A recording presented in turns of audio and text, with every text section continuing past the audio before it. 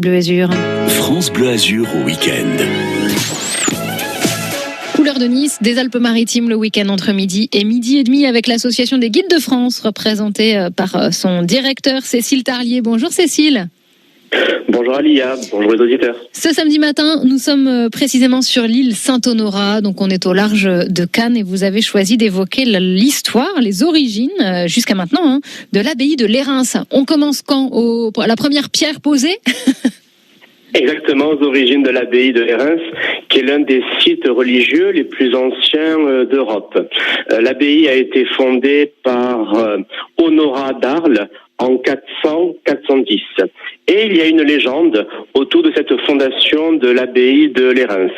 L'île était très hostile à la vie humaine. Il y avait de très nombreux serpents qui avaient élu domicile dans l'île. Et pour chasser les dits serpents, Honorat serait monté sur un palmier, aurait appelé l'intervention de Dieu pour chasser les reptiles.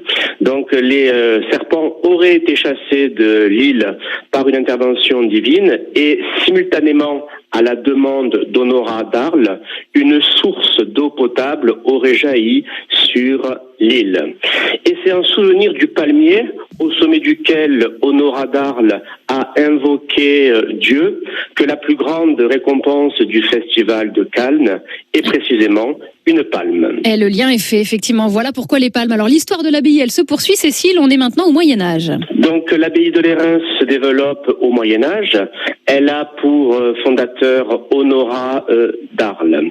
Honorat d'Arles fonde une communauté de moines qui se développe au 5e et au 6e siècle. C'est un important centre de formation. C'est-à-dire que les moines qui sortent de l'abbaye de Lérins et qui prennent d'autres responsabilités ecclésiastiques deviennent très souvent des évêques. Il en est ainsi de Saint Patrick qui s'est formé à l'abbaye de Lérins avant d'aller évangéliser l'Irlande.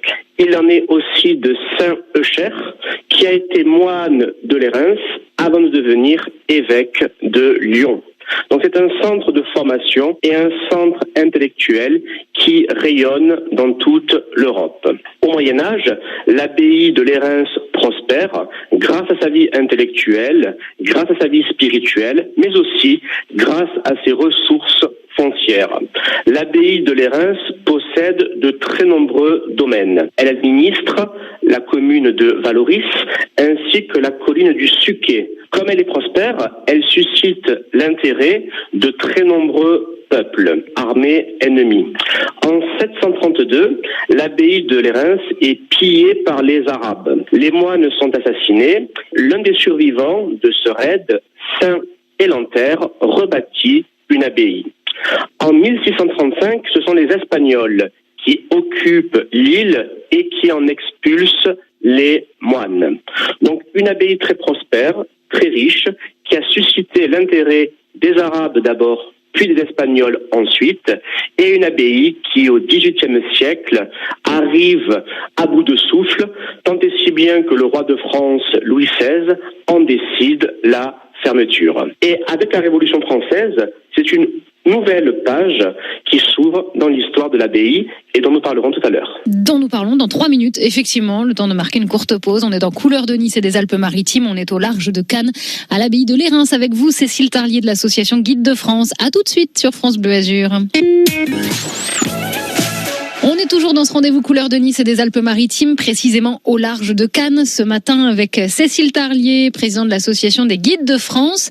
On est en plein cœur de l'abbaye de Lérins et on s'intéresse à son histoire. On s'est arrêté au moment de la Révolution, Cécile. Exactement. Louis XVI avait décidé la fermeture de l'abbaye de Lérins en raison d'un nombre insuffisant de moines. Il n'en restait plus que 5 en 1789 contre près de 200 au Moyen-Âge. À la Révolution française, l'État français est surendetté et l'État décide de nationaliser les biens de l'Église. Ce qui fait que l'abbaye de Lérins est nationalisée et elle est revendue à une riche actrice, Mademoiselle de Saint-Val, qui transforme le monastère en salon de réception. En 1859, l'évêque de Fréjus Monseigneur Jordani décide de rétablir une communauté spirituelle sur l'île.